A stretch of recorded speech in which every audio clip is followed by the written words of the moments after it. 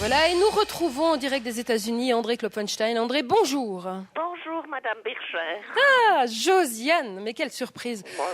Très heureuse de vous retrouver, comment ça va? Bah écoutez, ça va. Coup-ci, coup-ça, ça pourra aller mieux, mais on fait avec.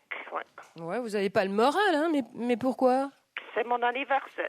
Ah, mais alors tous nos vœux, hein, qu'est-ce qui se passe? Dites-moi. Ben, comme cadeau, André, il m'a offert un bon de réduction pour une exécution capitale dans le pénitencier de mon choix. Alors j'ai regardé sur la carte, mais mon choix, je trouve pas. Ouais, alors c'est pas très élégant, en effet, quelle idée. Justement, est-ce que je pourrais parler à André, s'il vous plaît? Ben, je vais voir. André! C'est la dame de la radio Lausanne, un truc comme ça, je vous le passe. Il est en train d'essayer une chaise électrique en ce moment. Mais pronto? Oui. André, vous n'êtes pas assis sur une chaise électrique, quand même. Mais bien sûr, un peu mon neveu. Ou mais c'est morbide. Non, c'est assez confortable, je dois dire. Ergonomiquement parlant, rien à dire. Vraiment très étonné. Il y a bon nombre d'idées préconçues. Non, là, vraiment, on a beau dire, niveau confort, les condamnés n'ont rien à dire. Hein. Dans ces journées portes ouvertes au pénitencier, alors on en profite, bien sûr, pour visiter, de voir un petit peu de l'intérieur, comment ça se passe, vous comprenez? Oui, André, justement, alors cette semaine, Troy Davis a été condamné à mort. Tout à fait. Oui, cette condamnation est très médiatisée aux États-Unis. Selon ses défenseurs, il serait innocent. Lui-même a clamé son innocence jusqu'au bout. En effet, oui, il a lancé un ultime appel à la Cour suprême. Oh, il n'a pas dû le lancer assez loin, je pense. Rappelons également que Lawrence Brewer a été exécuté juste après lui. Mais bon, les anti-peine de mort n'en ont pas du tout parlé parce que lui, voyez-vous, c'était un mauvais condamné à mort. Et parce qu'il y a des bons et des mauvais condamnés à mort. Alors tout à fait. Troy Davis avait un capital de sympathie énorme, clamant son innocence. L'enquête avait été bâclée. Tous les témoins se sont rétractés. L'autre, nettement moins sympathique, un facho du Ku Klux Klan qui avait accroché un noir handicapé à son pick-up et l'avait promené sur 3 kilomètres. Les anti-peines de mort n'ont pas fait beaucoup de manifestations pour empêcher son exécution. Ça fait moins bien dans le paysage médiatique. Je crois j'étais plutôt assez content, je crois.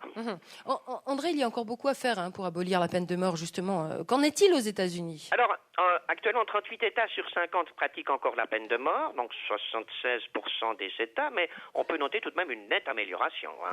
Laquelle? Avec la prise de conscience de Barack Obama, le saint homme, concernant l'effet de serre et pour réduire les émissions de CO2, les exécutions par l'électricité sont devenues non polluantes, voyez-vous.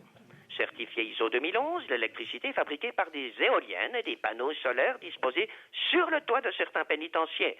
Dans d'autres établissements, ce sont les condamnés eux-mêmes qui pédalent sur un petit vélo d'appartement pour fournir l'électricité nécessaire à leur propre exécution.